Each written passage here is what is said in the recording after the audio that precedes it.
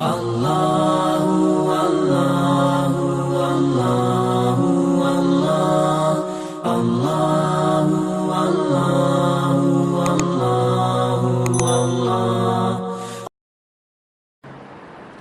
عمر رضی اللہ تعالیٰ عنہ حضور اکرم صلی اللہ تعالی علیہ وسلم کے اس دنیا سے پردہ کرنے کے صرف 2 سال کے بعد خلیفہ بنے۔ آپ جب دنیا سے پردہ فرما گئے تو صدیق خلیفہ ہوئے، اور صدیق اکبر نے 2 ہی سال خلافت۔ ان کا وصال ہوا تو عمر فاروق کو انہوں نے خود خلیفہ بنایا تھا، اس لیے وہ بیٹھ گئے مسلمانوں کی اقتدار کی جگہ پر، اور عمر فاروق نے 10 سال اقتدار فرمایا، 10 سال مسلمانوں پر حکومت کی، اسلام والی حکومت جس کو خلافت کہتے ہیں، اور جس میں مسلمانوں کا امیر مسلمانوں کا ادنی خادم ہوتا ہے۔ وہ اقتدار حضرت عمر کے پاس تھا۔ 10 سال حضرت عمر نے حکومت کی۔ آج دنیا میں جتنی حکومتیں ہیں اور ان حکومتوں کا جو بیسک اسٹرکچر ہے، ایک پوری حکومت کا جو نظام ہوتا ہے، اس کے جو شعبے اور اس کے جو ڈپارٹمنٹس ہوتے ہیں، وہ سب کے سب ایجاد کیے ہوئے ہیں سیدنا عمر فاروق رضی اللہ تعالیٰ عنہ۔ سارے محکمے انہوں نے بنائے، اللہ نے ان سے کام لینا تھا، اللہ نے ان کے دل میں ڈالا اور انہوں نے بنایا۔ محکمہ پولیس کا ہو، انتظامیہ کہا جاتا ہے، صحافت کا محکمہ ہو، پوسٹل ڈپارٹمنٹ ہو، اور جیل کا نظام ہو،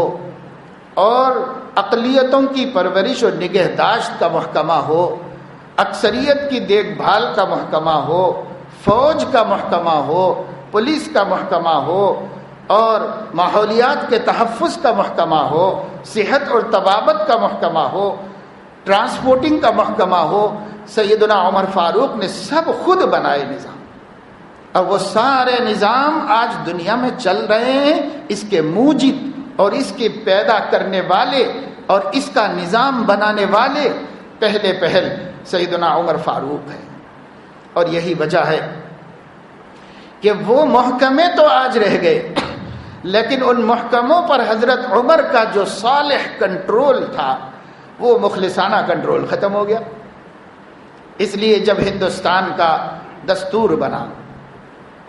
ڈاکٹر امبیڈکر کی سرکردگی کے اندر ہندوستان کی تقریباً تمام اقوام کے نمائندوں نے مل کر کے ایک دستور بنایا، اور اس دستور پر بحث و تمہیز کی مجلسیں ہوئیں۔ پھر یہ دستور ہندوستان کی پارلیمنٹ میں منظور ہو کر نفاذ کے قابل قرار دیا گیا، تو اس کے نافذ ہونے سے پہلے جو ہندوستان کی سیاسی قیادت کر رہے تھے گاندھی جی، انہوں نے ایک مضمون لکھا، اپنی خوشنودی اور اپنی پسندیدگی کا اظہار کیا اس دستور پر، اور اس کے نفاذ کے سلسلے میں مضمون لکھا، اور اس ملک کی پہلی قانونی حکومت کو اور اس کے وزیر اعظم کو مخاطب کر کے کہا کہ آپ کو ہندوستان کی آزاد حکومت مبارک ہو، اور میں آپ کو یہ صلاح اور مشورہ دینا چاہتے ہیں کہ اگر اس ملک کو آپ ایک بہترین نمائندہ نمونے کا خوشحال ملک بنانا چاہتے ہو، تو آپ کے لیے اس کے علاوہ کوئی راستہ نہیں ہوگا کہ آپ ملک کی سیاست میں ابو بکر اور عمر کو آئیڈیل بنائیں۔ اور اگر بناتے تو آج ملک کچھ اور ہوتا، لیکن بنایا نہیں گیا۔ ملک کے بابائے قوم نے تو ان کو یہی راستہ دکھایا، کیونکہ پڑھے لکھے تھے، قابل تھے، تاریخ پر نظر تھی، اقوام عالم کے حالات کو جانتے تھے، اس لیے انہوں نے کہا اس ملک کو خوشحال اور مضبوط ملک بنانا چاہتے ہو تو ابو بکر عمر کے راستے پہ چلو، اسی سے بن سکتے۔ تو یہ مقام ہے، ہم سمجھتے ہیں ہمارے پاس کچھ نہیں، ہم سب دوسروں سے لائے، سب دوسروں سے لے کے آئے۔ جی نہیں، ساری دنیا نے اسلام سے سیکھا ہے، اور ساری دنیا نے حکمرانی مسلمانوں کے حکمرانوں سے لی ہے۔ اور جتنی سائنس آج دنیا پر سر چڑھ کے بول رہی ہے، یہ ساری سائنس کے موجد مسلم سائنسدان ہیں۔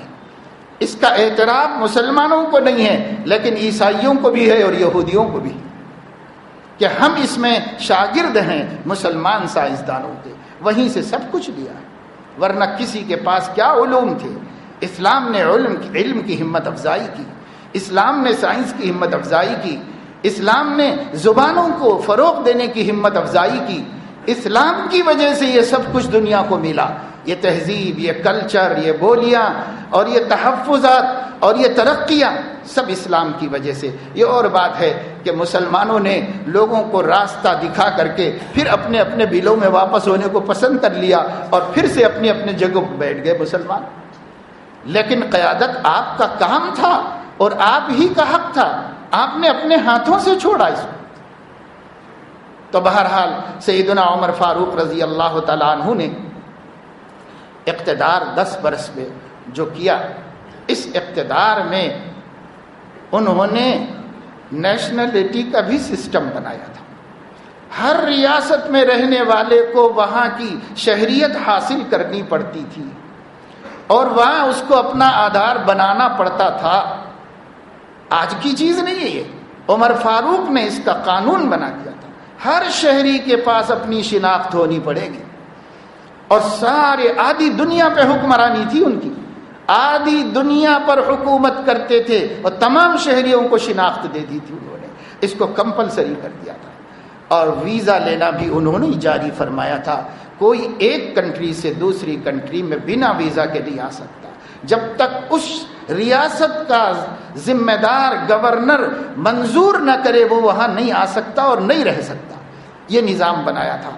حضرت عمر ہی کو دھوکہ دے کر ایک عیسائی ایجنٹ نے اور ایک یہودی ایجنٹ نے اپنے آپ کو مدینے میں رہنے کی شہریت حاصل کی، اور ان دونوں نے مدینے میں رہ کر جو فساد کیا اس کی سزا مسلمان آج تک بھگت گئے۔ تو یہ ہر دور میں ہوا ہے، ہمیں چوکنا رہنے کی ضرورت ہے، ہم اپنے دین سے چمٹے رہیں، ہم اپنے نبی سے لگے رہیں، ہم اپنے اسلام کو سب سے زیادہ خود پسند کرنے والے بن جائیں۔ افسوس یہ ہے کہ ہم دوسروں کو پسند کرنے والے بن گئے، اپنے حبیب اور اپنے محبوب کو پسند کرنے والے ہم نہیں رہے۔